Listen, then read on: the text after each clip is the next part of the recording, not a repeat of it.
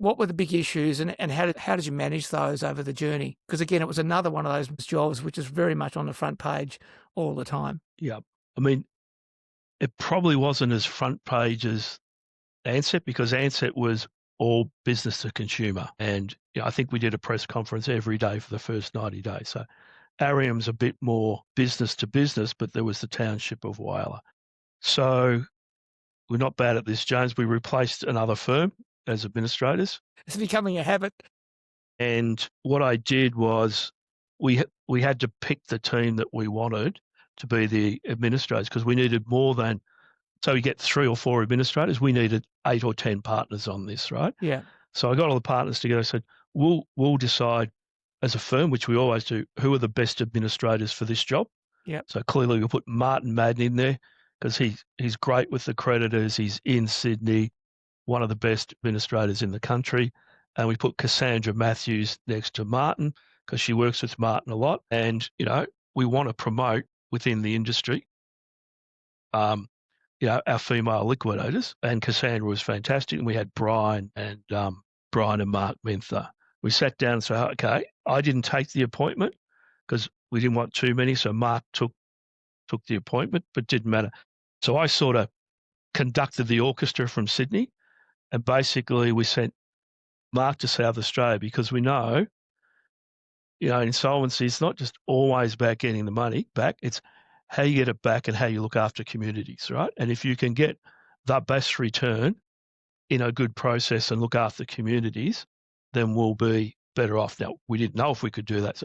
So Mark is great with unions, great with people. I'm great at the administration. So Mark went to Whyalla.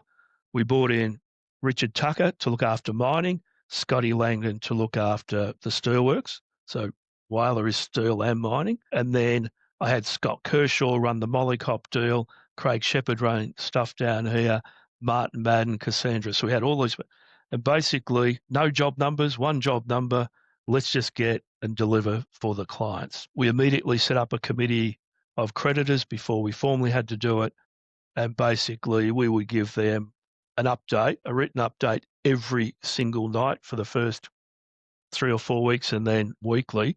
So they get a feeling about what are the issues we're dealing with. Yes, these smelters, because these investors and bondholders and banks didn't even know what they owned. So very complex, difficult job.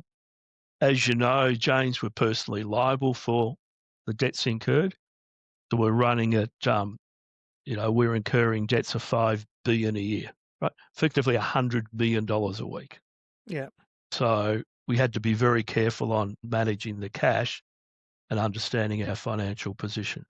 We then started to take out cost and re-engineer Whyalla. So Mark spent a lot of time with the unions, reducing their wages, et cetera, in the circumstances that had to be done, and taking cost out while we prepared the business for sale. And then eventually, so we sold Mollycop first for 1.1 million US, so 1.5 million Australian dollars. So that was the first billion.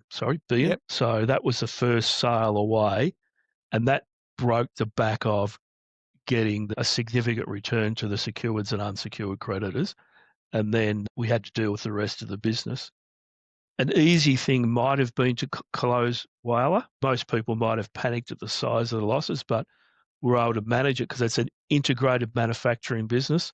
So you got to spread your overheads over as many tons as you can. So once you understand business like we have to, you realize taking that out was not a good outcome. And actually the closure costs were so huge. If we could find a way of moving that down the line for the next 5 to 7 years until the blast furnace had finished its useful life, that would be the best economic outcome for everybody and a great result for the Whyalla township, because otherwise you would have had intergenerational unemployment. And in fact, the banks would have lost a lot more on their credit cards and their housing loans than they would have lost on Arrium. But the banks were only one creditor in this. So you're trying to manage a lot of stakeholders.